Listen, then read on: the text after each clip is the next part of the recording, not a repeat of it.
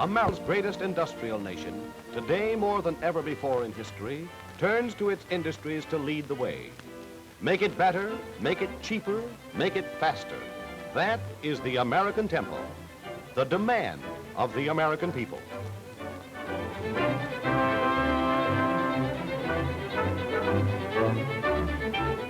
Ever since the wagon train started across our western prairies 100 years ago, ever since the horse and buggy days, this American demand for speed, for quality, for low-cost production has been answered without fail by the men and women who are in industry.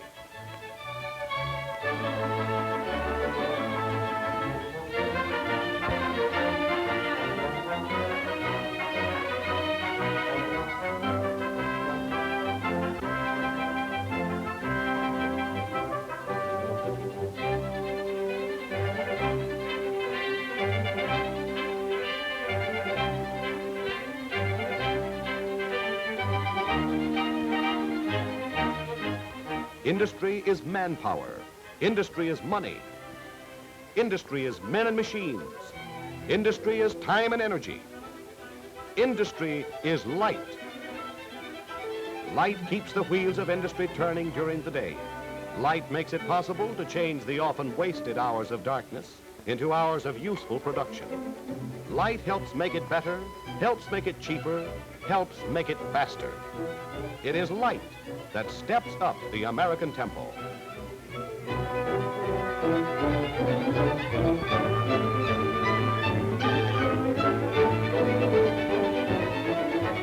Light, lots of light, reduces errors, avoids waste, saves time and materials.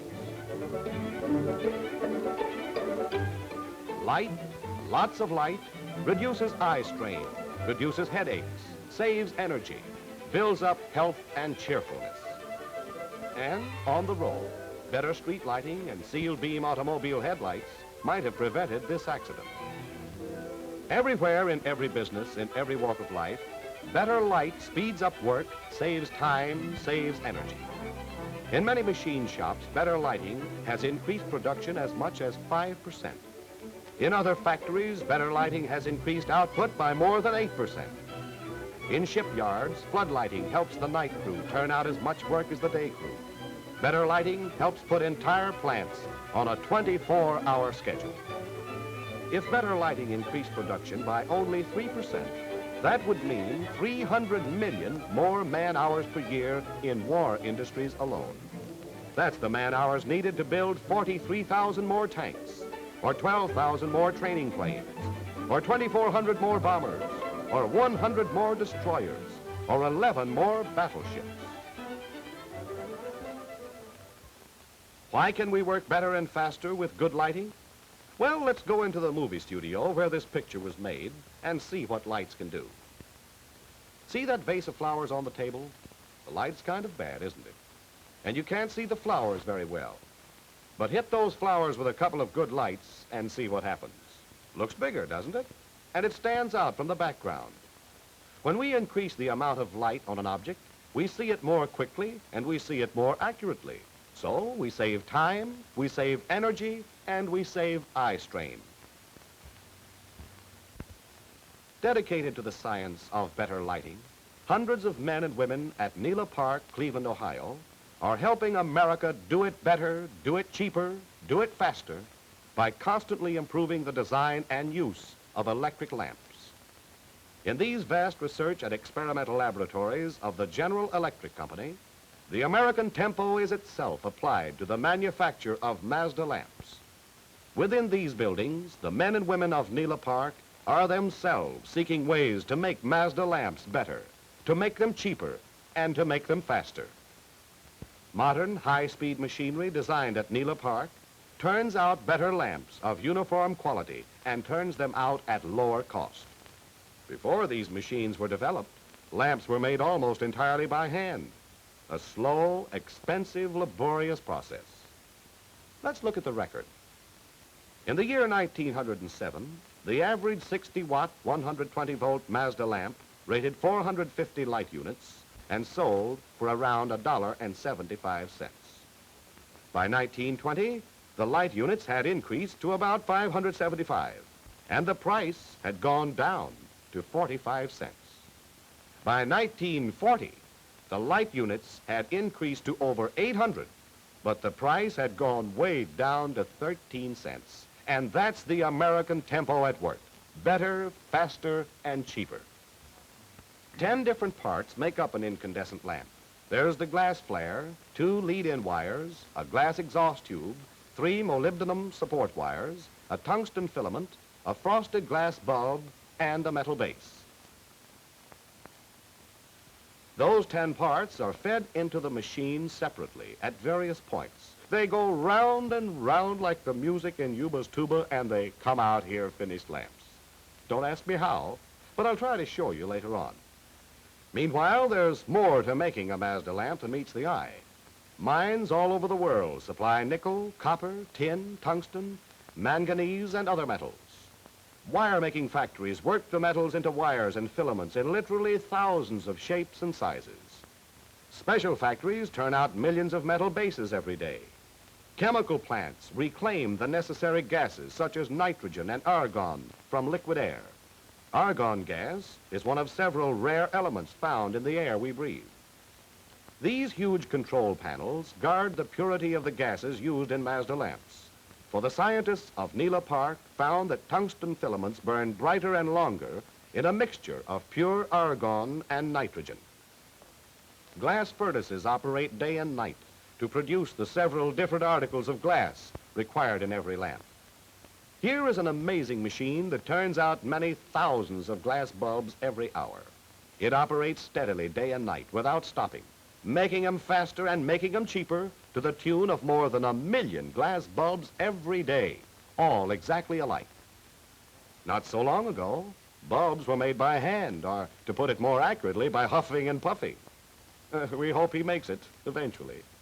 But look at them now, bulbs by the hundreds, made and frosted on the inside in a matter of seconds. The frosting reduces glare and diffuses the light. The bulbs are then given a number of rigid inspections. Those with the slightest flaws are discarded. Following Uncle Sam's conservation policy, the glass from the broken bulbs is reclaimed and used again. And to make sure that you buy only perfect lamps, more than 400 different tests are given to individual parts and finished lamps. Here, the girls are testing the bulbs for imperfections. The flare is another important glass part, as its wide mouth forms an airtight area for the nitrogen and argon inside the bulb. Time was when the flares were also made by hand, but that was too slow for the American tempo. Nowadays, hundreds of flares are made in a few hours from long tubes of glass by a special machine that heats the glass, forms the flares, and cuts them off one at a time, but quickly, in exactly the right shape and length. Amazing, isn't it? But it isn't half as amazing as the story of the filament, the tiny coil of tungsten wire that is the heart of every Mazda lamp. Literally thousands of filaments are made from one short bar of tungsten. How? Well, let's go down to the wire works and find out. When the tungsten ore comes from the mine, it is made into powder, and the powder is pressed into bars. By repeated hammering in special machines, the tungsten bars gradually become long, thin rods. Watch.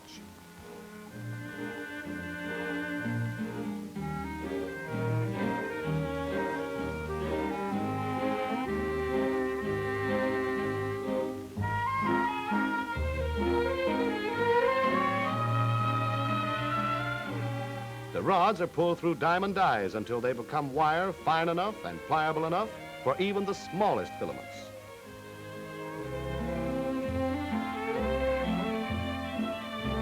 As much as 5 miles of filament wire are often drawn from one 18-inch tungsten bar. That's stretching it pretty fine, finer in fact than a human hair. Pull a hair out of your head and look at it. Kind of thin, isn't it? Well, this piece of filament wire is only 1/3 the diameter of a human hair. So thin that you can't measure it. You've got to find its diameter by weighing it, which is what this young lady is doing. It weighs some fantastic fraction of a milligram, which shows up on this dial.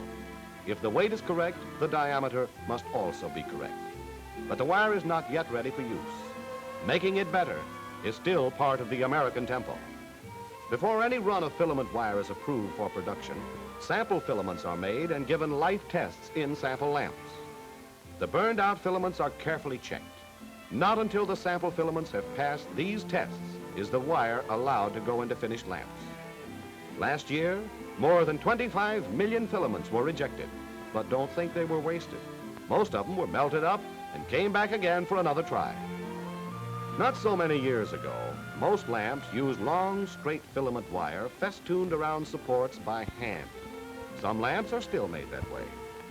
But one of General Electric's brilliant scientists discovered that a coiled filament wire operating in a gas-filled bulb would give more light and fit in a smaller area like this veteran of 25 years ago. And another engineer designed a machine to coil the straight wire. But that isn't all. Another young genius discovered that coiling the wire a second time gave even more light in a smaller space with the same amount of current. And still another GE engineer designed a machine to do the trick. Nowadays, most of the large production MAZDA lamps use the coiled coil filament for better light at lower cost. Here is the coiling action in slow motion, showing clearly the second coiling of an already coiled wire. This astonishing machine turns out finished coiled filaments ready for use. But now, the problem is how to get that filament inside the glass bulb and make it light. Magic? Almost. But here again, the most amazing machines of all do everything the human fingers can do, and do it better and cheaper and faster, making them all exactly alike. Individual parts are fed into this ingenious product of the machine age one by one. The assembly is built up progressively as it moves around the machine. The assembly at this point looks like this. The narrow end of the glass flare must be sealed shut to hold the parts in place. So, the end of the flare is heated, hot enough to mold, but not hot enough to melt. Then a couple of clamping jaws come in at just the right moment and do their stuff. Neat and fast, you'll agree. But here is our friend Ancient History again. The flare used to be sealed by hand. Monotonous, isn't it? Oh, hum. Well, let's get up to date. There, that's better. Machinery fascinates me somehow. But there's a catch in this whole thing right now that has to be corrected. Having sealed the flare shut, we have also shut off the exhaust tube and eliminated any way of getting the nitrogen and argon gas into the bulb later on.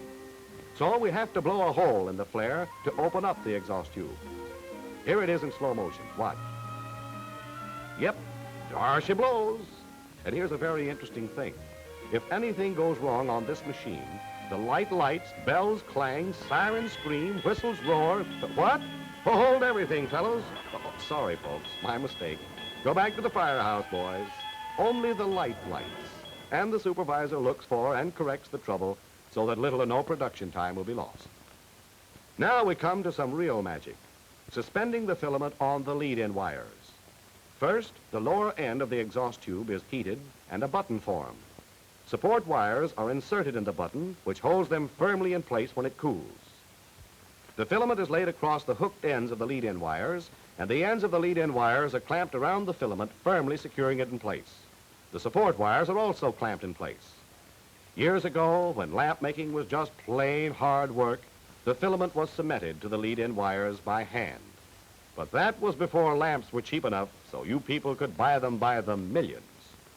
Nowadays, an almost human mechanism picks up the filament automatically, suspends it on the lead-in wires, and firmly clamps it in place. And it happens so fast you can hardly follow it with your eyes. At this point, the filament assembly looks like this, and is ready to be sealed inside the glass bulb. To save time, the assemblies are transferred mechanically to the operator of the sealing machine. The filament assemblies are placed in the sealing machine by hand, and a glass bulb fits down over each one. The familiar GE MAZDA identification is stamped on the inside of the glass bulb so that it cannot be tampered with. In this machine, the filament assembly is sealed tight inside the bulb and nitrogen and argon gas injected through the exhaust tube. Here's how. The glass is heated, and the wide mouth of the flare and the neck of the bulb are sealed together by molding them into one solid piece of glass. In the olden days, this was done by hand. But here again, the mind of man designed a machine for speed and better quality. And here it is. sealed tight in a matter of seconds and ready to have the air exhausted and the gases shot in. This is done on a lower row of the same machine to save time, because if the glass cooled, it might suck in moisture. And here's one for Ripley. The equivalent of just one drop of moisture would ruin 100,000 lamps. Here the air is drawn out of the lamp and the gas is injected. If we could just climb inside this airtight machine, here's what we'd see. First, air is withdrawn through the exhaust tube. Then at the next opening, a mixture of nitrogen and argon gas is injected. This cycle is repeated a number of times to ensure that every lamp is free of air and contains just the right amount of gases. Then the exhaust tube is sealed off, making the interior of the lamp completely airtight. Not so many years ago, lamps contained a sharp, dangerous tip at the top of the bulb. Remember? That's where the exhaust tube used to be sealed off. But with the development of modern machinery, it became possible to seal off the exhaust tube in a part of the bulb that goes inside the base. Clever, eh? The bases are fitted to the bulbs by hand. Too fast for you? Well, let's see if we can get the young lady to slow down a bit. There. See how it's done? Those are the lead-in wires she's positioning. But we're still not finished with machines. The bulb must be securely cemented to the base, and this is the machine that does it. Heat again does the trick, and when the base cools off, that bulb is stuck in there for keeps. After the lead-in wires are soldered to the base, the lamps are test-lighted right on the machine. Only 13 minutes have elapsed from start to finish. Yet in those 13 minutes, this one machine unit has produced more than 100 lamps, one as nearly like another as human ingenuity and modern machinery can make them. The operator tests every lamp as it leaves the machine. If one doesn't light, the operator tests it against a pinpoint of light, and shadows reveal whether all interior parts are intact and properly placed. Hundreds of tests are made to be sure that you buy only perfect lamps. And to double-check the GE tests, additional tests are made under the direction of an independent testing laboratory. Let's look at some of these independent tests. Another light test. A seasoning test at a voltage 20% greater than the lamp's rated voltage. A bump test, equivalent to dropping the lamp on the floor. If it lights after that, it must be okay. But that isn't all. Is it the correct length? Will it fit into standard sockets? Are bulb and base securely cemented together? Now, here's an interesting sign. But movie producers are privileged people, so let's go in. This is General Electric's own testing laboratory at Nela Park. Here's a vast room where sample lamps of every type are on life test. They're burned until they burn out, and periodic checks are made of their characteristics. Uh-oh, balloons? No, photometers, where the lamps are tested after burning a certain number of hours on the life racks. The young lady makes a complete case history for what might be called the life of a MAZDA lamp. The lamp is then returned to the test racks for additional burning and comes back here for more readings later on. And you've all ridden on trains, trolley cars, and maybe on the subway too, without thinking about the licking train lights have to take. So here is a machine which simulates the vibration of a train, including a gentle little gadget which reproduces the action of a car with a flat wheel. And this big Bertha drops the lamps various distances as it revolves. This is to see if the lamps can take it. Some sturdy souls even survive the big drop at the finish. Yes, modern high-speed machinery turns out better lamps of uniform quality and turns them out at lower cost. Thanks to the men and women of General Electric, who have designed more than 9,000 different types of lamps required for hundreds of necessary lighting purposes. Lamps that kill germs for better health in home, office, and factory. Sealed beam headlights for automobiles and airplanes. Grain of wheat lamps, which help doctors perform modern miracles. Small 1,000-watt mercury lamps for powerful searchlights, giving many times more light than the lamps formerly used. Black light lamps that cause certain materials to glow in the dark for better visibility. For instance, the instrument panel of a bomber. Lamps for literally 1,001 purposes. Lamps for photography. Health lamps giving ultraviolet or infrared rays. Flashlights for every conceivable use. lights for every form of transportation, lamps for the use in the bowels of the earth and under the sea, floodlights that turn night into day for construction, for industry, for transportation. And now, the newest development in the science of lighting, fluorescent lamps for homes, for offices, and for factories. The closest approach to natural daylight ever created scientifically, with the added advantage that fluorescent light is cool light, light that gives off relatively little heat, the kind of light for which man has searched for many centuries. The secret was discovered in rocks containing certain chemicals that absorbed ultraviolet rays from the sun during the day and glowed after dark. Ways were found to manufacture these and other chemicals in powder form. The powders used in fluorescent lamps, for example, glow brightly when exposed to certain ultraviolet rays, but do not have any afterglow. The inner walls of the long glass tubes are coated with these powders. A small drop of mercury is placed in, and specially treated coils are placed at both ends of the tube. When current goes through the coils, the mercury vaporizes and establishes an arc between the coils, thus creating ultraviolet rays, which cause the chemical coating to glow. While the principle is simple, it has been more than 300 years since fluorescent rocks were first discovered in Italy. From this discovery, science today has developed the most ideal type of lighting ever known. Lighting that has, as one usage, speeded up the tempo of production in many of America's giant industries. Lighting that gives 3 times the candle power from a given amount of current. Lighting that practically eliminates annoying shadows. Lighting that helps save eyesight because there is less glare and less eye strain. Lighting which, by changing the chemical composition of powders, can be made to glow in a variety of colors. So, better lighting carries on our American tempo, always faster, always striving for new and better ways. Production, more production, faster production. That is the demand of the American people, and that demand will be met. In meeting that demand, better lighting will play a vital part. Proper lighting, powerful lighting, lighting that speeds up the tempo of production. Lights that save time, lights that save energy, lights that save man-hours, lights that safeguard the eyes of youth, lights that preserve the usefulness of older eyes, lights that extend the hours of productive work, lights that keep the wheels of industry turning faster, faster, faster, lights that will help guide industrial America to victory, lights that will help guide the world toward freedom and liberty and peaceful happiness. For this, too, is the American tempo.